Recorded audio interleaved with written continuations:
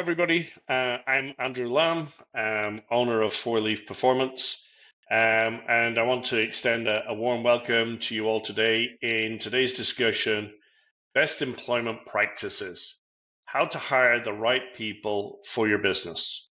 I'm thrilled to have Des Ryan here to talk with us today about this particular topic.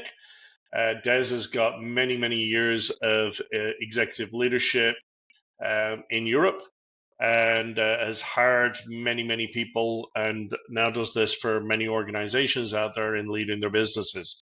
So has got a huge amount of expertise, and undoubtedly will enrich our conversation today.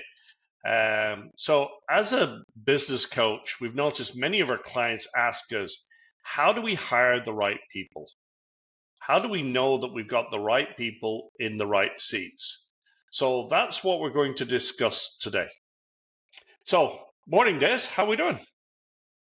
Andrew, I'm very well. A little bit cold, but apart from that, I'm delighted to be on the call with you today. Awesome. So let's dig into this topic. I know everybody's looking forward to this. So we're going to talk about the core competencies and cultural fit. So my first question to you today, how do you identify the key competencies required for a role, and what strategies do you recommend for assessing these during an interview? Okay, so I think looking at key competencies, I want to start even before the interview, to be honest with you, because there's a couple of key questions to identify before you get into that. Is it a new role? Is it a replacement role? Have you got any past experience to judge what type of individual you're looking to join the business? What type of competencies you're looking for? So it's obviously easier if it's a replacement because you've got a bit of history there. The other thing I want to look at really would be like, how good were the job specifications? Like, are the roles and the responsibilities really clear before we sit down with someone to talk about the job that we're looking for them to do? After that, it's down to asking the right competency-based questions. So again, have you got a list of questions that are going to give you the right information? Or have you just randomly picked some questions which you've used in the past? So again, I think it's about the quality of the questions you ask will give you the quality of the answers that you're looking for.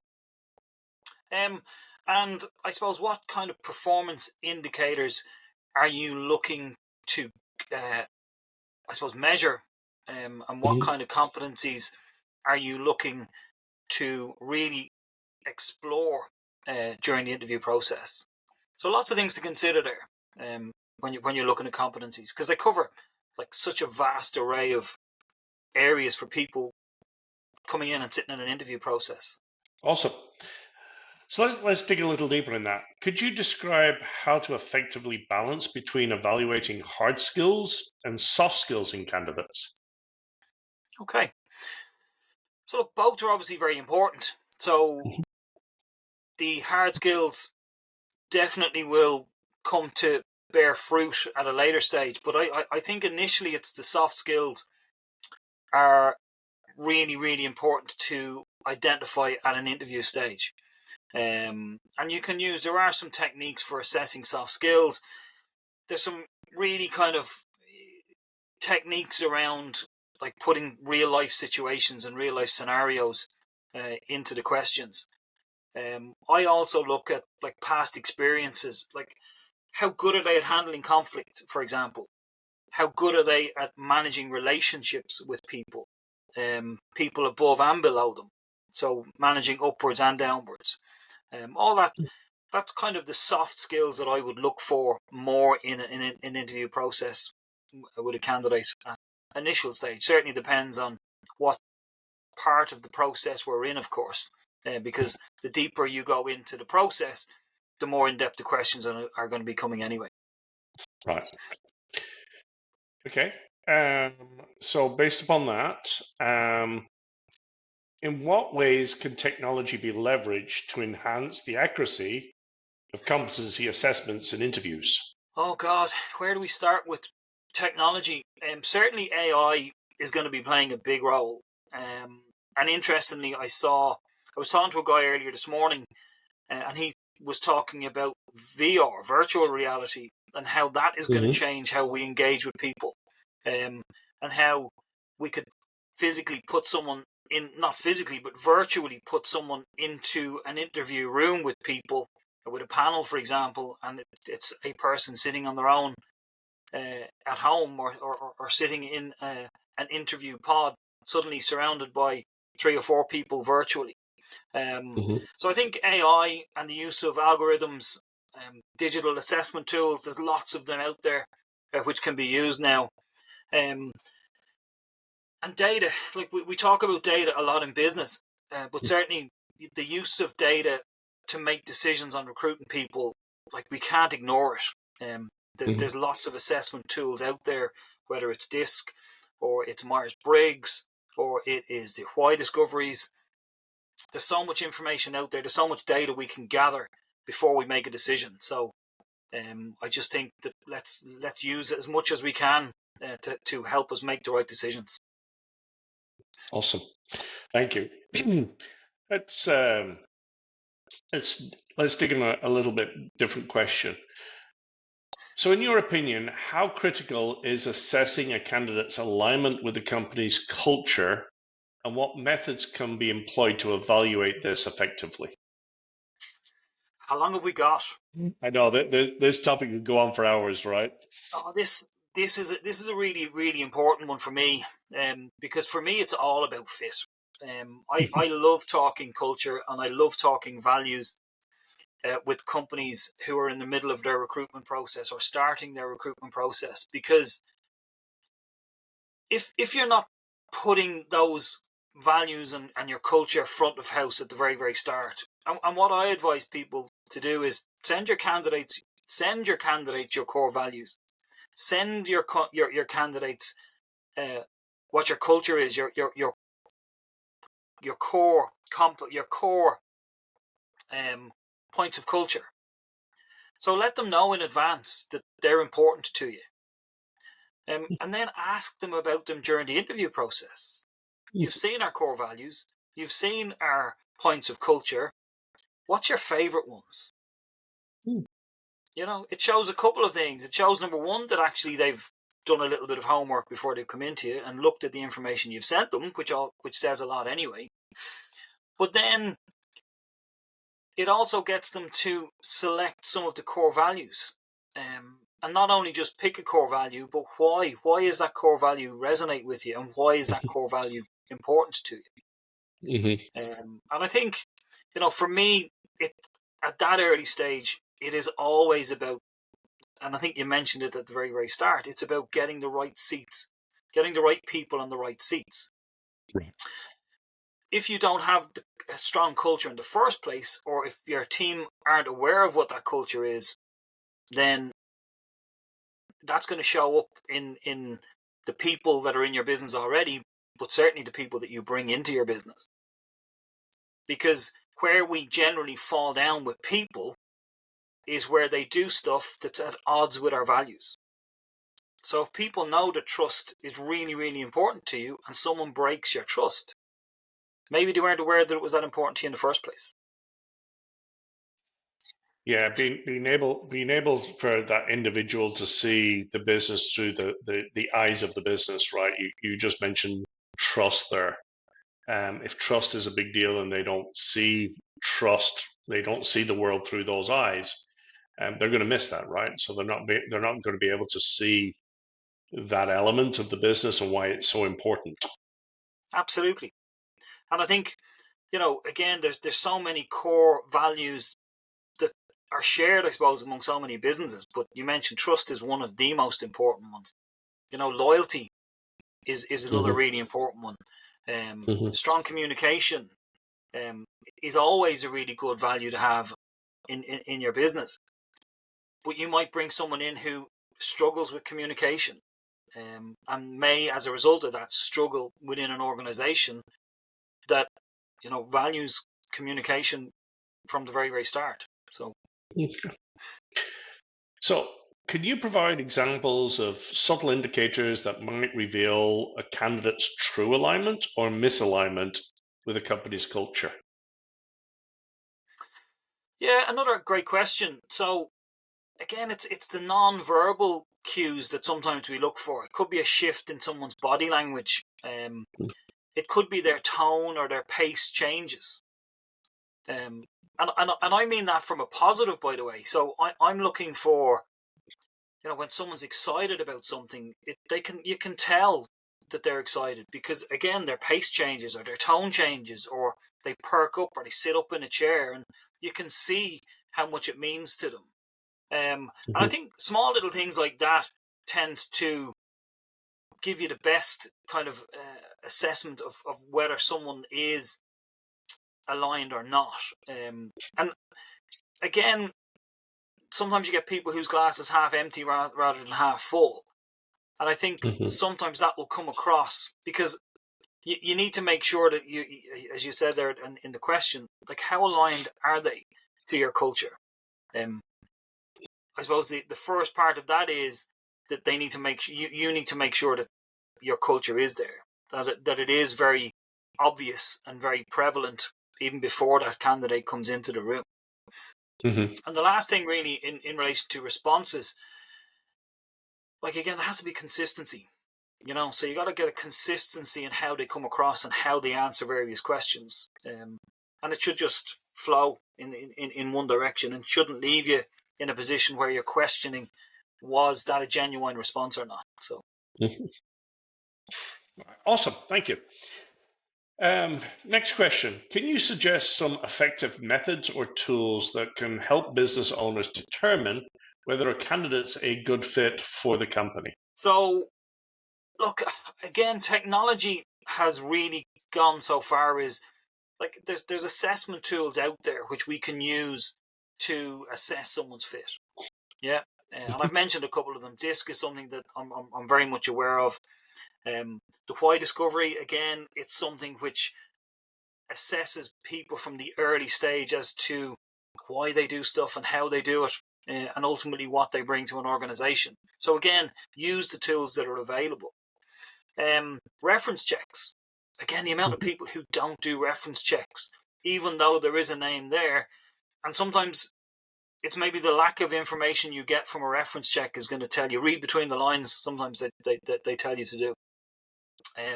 You can always offer trial periods and internships to assess their fit, but also it gives them the opportunity to assess your fit.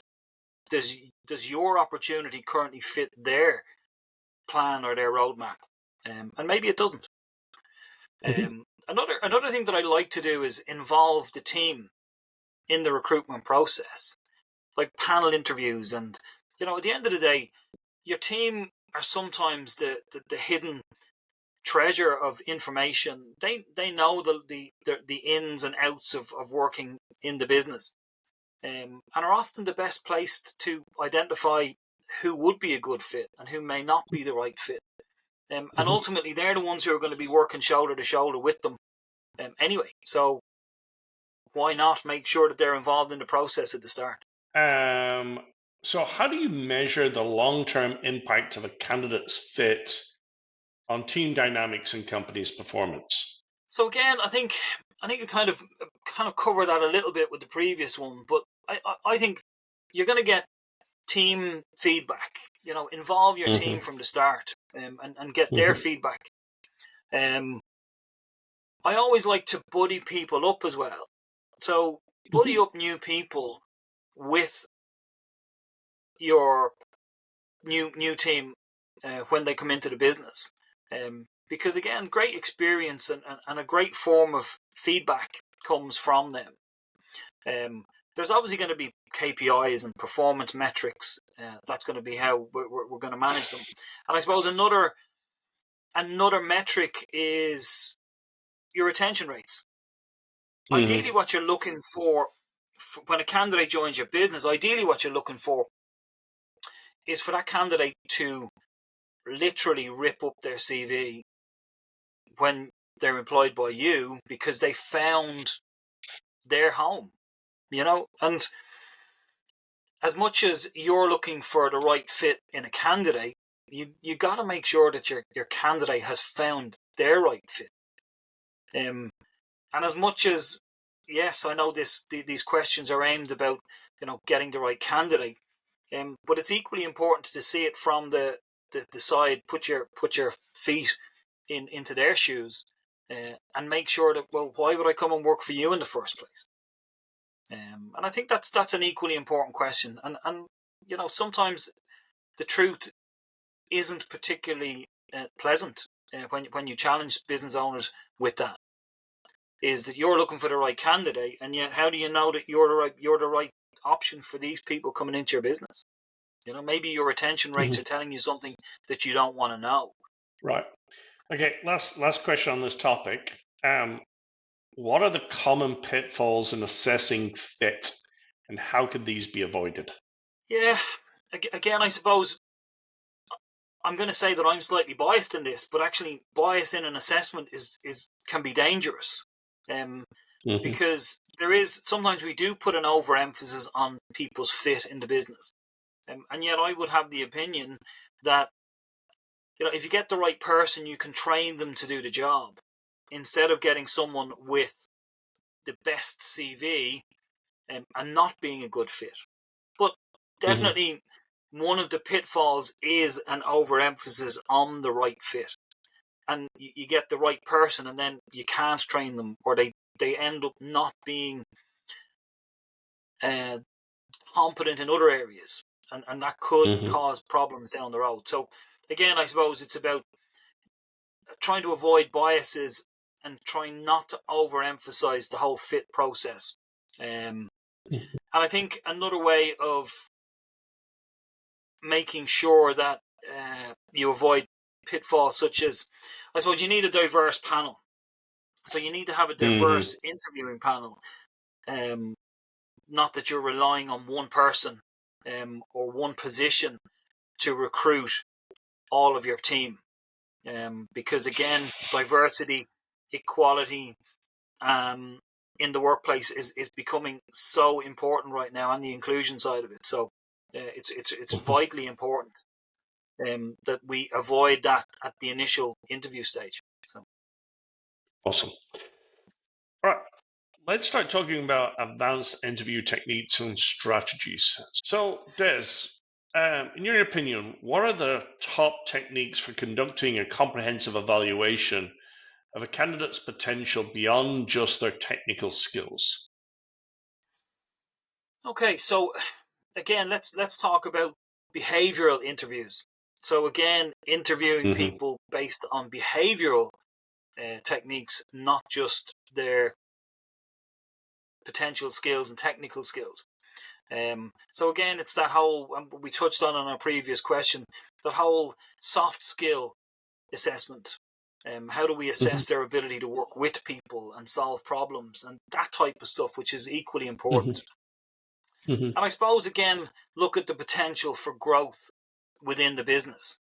And look also at not just the potential for growth, but their own eagerness and enthusiasm to grow within the business. I think that's equally important as the technical side and the technical skills that they might bring to the business. Yeah. One of the things that I look at is when I'm doing hiring is you're not hiring for the current role, you're hiring for the next role. So you're looking for that, as you said, that potential, that ability to grow. We want to be making sure as we're hiring new talent in, that talent is not a stagnant talent. That talent has the ability to grow and develop, as you said earlier, into the next role. So don't hire just for that role, hire for the next role after that. Can they drive to that level, right? Yeah, I absolutely. And there's a can, but there's also an appetite to actually do it. So someone's ability is great and you might see the potential, but unless that person has the appetite to actually move to the next level or grow within the business, then you could you could end up with someone who's very technically aware, but with no passion or no particular need or want to move anywhere else, to grow within the business. So Yeah, good point. Good point. All right, let's dig a little deeper. Can you discuss the role of a scenario-based questions in revealing a candidate's problem-solving and decision-making skills? So look, I think we've all been there. We've all been to interviews where you are given scenarios, and you need to come up with answers. You need to think on your feet. A bit of analytical thinking, as they say. So look, I think it's a really good way of assessing how people will cope under or in certain situations. And I think, and I mentioned it again on a previous question around like real life problem solving. What experience have they had in solving similar problems in similar environments? And what was their success in doing so? What did they learn? Because I'm sure it hasn't always been wins for everybody and successes. I'm sure there's been lots of learnings, and I think they're nearly as important to help you making decisions. To make decisions in the future is to learn from any mistakes that you've made in the past. So, and again, I think that requires an honesty of people. And I think if that comes across in an interview, then I think you will appreciate that actually, you know what, honesty, it doesn't show up every day. So when it does show up, you really appreciate that it's there, you know. Let's dig into another question. How can interviewers effectively minimize unconscious bias during the hiring process? So, well, like, again, bias training is something which we don't do a hell of a lot of. But training yourself on not being biased will certainly help you in that situation. Having a diverse interview panel, again, stops there being biases at any stage of an interview process. And then having a structured interview process which everybody sticks to. So again, the end of that sentence is really important, because often we've got a process and we get people who will bypass the system and will take the shortcut because we're under pressure. Particularly recruiting for fast-paced, organizations with a high kind of turnover of people. Lots of shortcuts are taken, which leads to more stress and more retention and more turnover of people, and the need to recruit more people. So it's kind of this doom loop, as we'll call it. You're trying to take a shortcut, but it just leads to bigger problems in the past. So put a structure in place and stick to it. Awesome. All right. Let's have a look at the next question. So, what questions would you recommend to assess a candidate's adaptability and potential for future growth within the company? Okay, so a candidate's adaptability, flexibility, how they handle change, how they handle the pace of change, and a word that's used quite often actually is fluid. How fluid are they, and how do they move across and through various stages of the business? What kind of a mindset do they have? Do they have a growth mindset? Because too many people out there would have fixed mindsets, and who don't have an innovative kind of a mindset or a growth mindset, and sometimes that obviously is going to hold them back. Previous experience in past growth businesses would be a good indicator at this stage as well.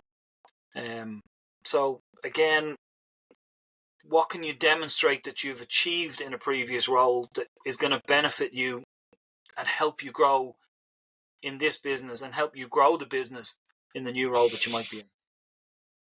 So I get this question all the time.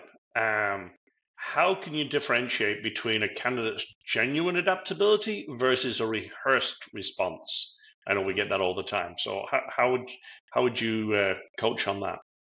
Yeah, look, I suppose it's like everything else. The deeper you dig, the more you're going to uncover whether someone is giving you a rehearsed response or a genuine response. Like, you could look for, you're obviously going to look for consistency in the answers, because sometimes at a superficial level where there's a rehearsed response, you'll get inconsistencies in how they come across and how they answer. But there are lots of non-verbal clues as well. We've mentioned non-verbal clues and cues in a previous question. But people's body language, are they squirming? Are they confident? Are they sitting back? Are they, how do they react to certain questions? And again, that will come across in their behavior as much as anything else. So looking out for all those non-verbal cues are equally important to the actual responses that you get. But I'll go back to what I said at the start. Keep asking, keep digging. Tell me more about that.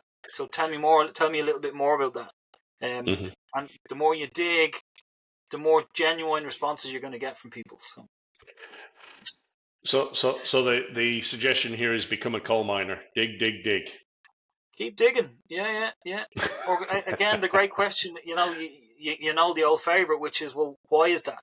And keep asking the why question until they tell you to stop asking it, and then you've got as far as you want to go. Yes, use the 5 whys. But Always why? a good methodology. Yeah. All right. Let's have a look. So you did mention earlier with regards to growth mindset. So let's just dig that a little bit. So what indicators do you look for to gauge a candidate's enthusiasm for continuous learning and development? Yeah, it's an interesting one. And I mentioned the word excitement. I want to see that. You want to feel someone's excitement. You want to see the passion for learning that people have. A great question I love to ask people is, like, what was the last book that they read? Because again, it shows an enthusiasm towards learning and development. Like, someone who's never read a book isn't going to grow. And you can support them as much as you want to, or you can, and it may not. If someone doesn't want to learn, they won't learn. So it's good to identify, look, okay, it may not be a book, but maybe it's a podcast, or maybe it is an audio book, or it's a mindfulness or a positivity people that they follow on social media, or influencers that they follow, or but some sort of an example of how they can self-improve, how they feel they can get better in what they do. But also, I suppose, to have a look in, like, what kind of career development plans do they have? Or do they have a career development plan? Or is this just another job? So, again, that will come across in an interview. Like, where the old question is, where do you see yourself going in the future? Right. Well, as you can see in the back of you, there's you've got a library there of stuff. So I think you're definitely one of those as a lifelong learner, right? You're always looking for new information, right? My very first one, the first book on my shelf, Crowning the Customer by Fergal Quinn. The very first job that I had he was my very first boss, Fergal Quinn. And we both went through the Super Quinn system. What an amazing place to learn, and from a customer service point of view, I was talking to a guy today who was talking about CX, and I says, have you read Fergal Quinn's book? Go out and read it. It's incredible. So yeah, I still use him to this day. Why wouldn't you? Way ahead of his time. Way ahead of his time. All right, let's get into let's change topic. What strategies do you suggest for making the interview process engaging and reflective of the company's values? Okay, so again, a great question. And again, I'm going to go back to sharing stuff before the interview process. So share the core values, share the culture, get feedback from the candidate in relation to why the culture fits them. What is it they like about the core values? And be as interactive as possible with your interviews. There's lots of techniques out there that you can do. Don't just have a standard interview process. Engage with some of your team. Get some feedback as you walk around the business. Interact with people. Do a bit like if you want to get the best people, then you got to have the right process to, again, convince them that they are making the right decision. It's not just about you. Have an honest discussion about the values of the company and why they're so important. And make sure that your candidates are engaged. Engage with them. And if there's something missing or the engagement is poor, then question what you're doing. That maybe it's something maybe it's the questions that you're asking, or maybe it's the environment that people are in that maybe they're not comfortable, or whatever. But assess, be quite critical, self-critical, and learn from all of the interviews that you do. What did you like best about that interview, and what can we do better the next time? So I think self-assessment would be good at that stage as well. Okay. So following up on that, so how important is providing feedback to the candidates, and what is the effective way to do this without compromising the company's position? Yeah, again, I think so important to give feedback, and the amount of people who hear nothing back is embarrassing from a business perspective, and we don't do ourselves any favors by not giving that feedback. People who turn up for interviews, and that's it. They don't know whether they've got the job. Did they do a good interview? Did they give a bad interview? Some businesses are quite good at it. Most businesses are really poor at it. So I think it's about giving feedback, but I suppose it's like everything else. It's got to be constructive. So let's give a bit of constructive criticism rather than negative feedback.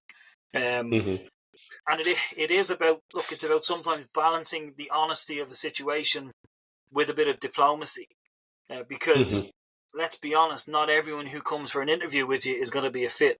But at least do them they've turned up for you. They've taken the time out of their day, out of their calendar to at least turn up for you. I think the honest and the best thing to do is at least give them a bit of feedback. And hopefully, as you said, as I say, that can be as constructive as possible. Although in certain cases, as you know only too well, that can be quite difficult at times. Yeah. I always like to remind people that potential candidates could be potential customers in the future. So how would you like to be treated, right? How you've got to be setting a good example. You've got to be sharing that, because what happens if they become a potential customer in the future? If they've had a negative experience, what's to say that individual being a customer in the future may just go, no, I had an interview with those people. They never got back to me. Why would I do business with them? So, kind of remind yourself that, every potential interviewee is a potential customer in the future. So treat them with respect, treat them with dignity, give them the feedback, constructive feedback, give them some areas maybe to improve on, right? For the next one, right? Add value to them. They've spent their time. It's valuable. So give them some value back, right? Yeah, absolutely. Yeah. But I think awesome. For a particularly negative experience for someone, and if you were to give them particularly negative feedback, you mentioned them becoming a customer, I'd be pretty sure that they'd never become your customer. Right. And they would probably tell a huge amount of people not to become your customers, because that's the way they treat you. So I think you need to be careful there. Yeah, so it's a good point. Yeah. All right. My last question for today. In what ways can an interviewer effectively represent and communicate the employer brand during the interview process? So I think, as I said, you are trying to make sure that the business, your company, your brand is shown at its absolute best, because again, the fit has to be both ways. So it's really, really important that you represent your brand fully and at all times. You need to be authentic. You need to be able to use examples and stories of why the brand is so important to you, and why the brand is growing, and why there needs to be an alignment with the company mission and vision. And again, if you've already shared the culture and the values, then all you're doing is continuing that journey, so people realize that this company is maybe a little bit different, and that it's a company that I really want to be part of because they are speaking my language. They have values that I value. Their culture is somewhere that I believe that I can grow and thrive because there's a good fit. And that has to be from the interview stage, and it has to be from anyone who's in that position and interviewing someone. You are, and I suppose it goes back to what you said there around being potential customers. That's your brand. So you could do some serious damage to your brand through neglecting, or what's the word I'm looking for? A poor interview process that goes way off track, and suddenly, you are discriminating someone, even if you didn't mean it. So you got to be careful because you are representing your brand at all stages. Well, Des, as always, I want to say thank you very much for sharing your invaluable insights. I think today we've navigated a number of different things through the hiring processes, trying to bring in the right people for the business and bringing them and them adding value to the business. So I appreciate you looking at that and help us, understand some of the evaluations that people need to do, how to look at it from a cultural fit perspective, and some of those advanced interview techniques. So thank you for doing that. The strategies and ideas shared here today are not just theoretical. Des and I use these every single day with our clients. They have significant impact on hiring decisions and the overall team dynamics. And remember, with team dynamics, that's a long-term impact rather than a short-term impact. So effectively, hiring is not just about filling a position. It's about building a cohesive, dynamic, and forward-thinking team. It's also a reflection of your company's values and critical components of your employer brand. So to everybody that's watched today's video, thank you for joining us. We hope this discussion has been insightful. It's given you a deeper understanding in the practical approaches to refine your hiring processes. And don't forget to subscribe to our channel if you want to see more of this content. Have a fantastic day, and Des, thanks again for your time today. Thanks, Andrew. Great being with you. Take it easy. See you next time. Take care. Bye.